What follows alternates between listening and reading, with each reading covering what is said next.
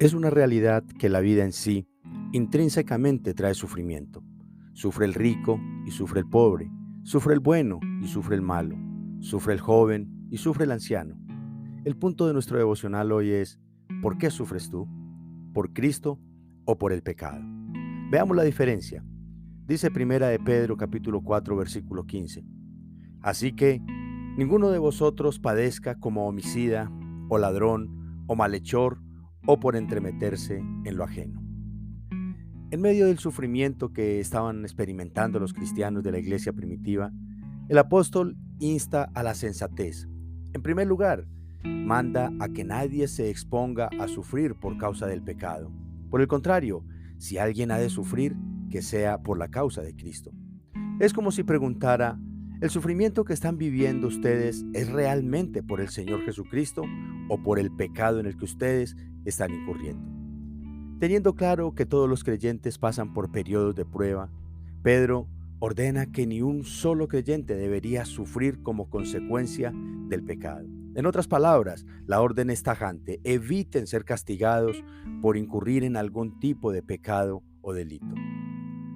Hermanos, para Pedro, al igual que para nosotros en la actualidad, sería muy lamentable y también vergonzoso que un cristiano terminara en prisión por ladrón o delincuente, o que tenga que rendir cuentas a las autoridades por revoltoso o alborotador. Pero aparte de ser vergonzoso, estas personas tendrán que sufrir por sus delitos y pecados también. Y podríamos agregarle otros ejemplos de vida en este sentido. Por ejemplo, un creyente que se involucra en adulterio finalmente va a sufrir. Un creyente que se enreda en negocios o con personas de dudosa procedencia, en últimas es posible que termine en problemas también. Un creyente que se deja llevar por sus pasiones y emociones. Un creyente que decide unir su vida con una pareja inconversa y muchos casos más. Es muy probable que finalmente terminará sufriendo y llorando amargamente. Pero estos sufrimientos nunca serán pruebas de fe, sino el resultado de sus malas acciones y equivocadas decisiones. A esto es a lo que Pedro dice: evita a toda costa tener que sufrir o ser castigado por causa del pecado. Si has de sufrir, dice el apóstol, que sea por la causa de Cristo, como lo dice el siguiente versículo, versículo 16. Pero si alguno padece como cristiano, no se avergüence, sino glorifique a Dios por ello. Pedro destaca el marcado contraste entre el versículo anterior y este. Recordemos que en los primeros años del cristianismo, ser cristiano era algo vergonzoso, era algo deshonroso. El término cristiano se usaba de manera despectiva para burlarse de los seguidores de Cristo. Por lo que el mandato del apóstol entonces ahora es que si alguien está sufriendo por la injusticia, por la persecución implacable, por la humillación a la que está siendo sometido, por la burla y los insultos, por el solo hecho de ser cristiano, no se debería sentir avergonzado ni menos culpable de nada. Dicho de otra manera, mientras que sufrir por ser delincuente es vergonzoso, sufrir por ser cristiano es un privilegio. En nuestra cultura, un cristiano sufre cuando es rechazado y humillado por su fe. Un cristiano sufre cuando es abusado por su fe. Un cristiano sufre por las injusticias de los inconversos que le rodean. Pero aún en medio de toda la persecución, de toda la injusticia, la humillación y el rechazo, el cristiano no debe avergonzarse.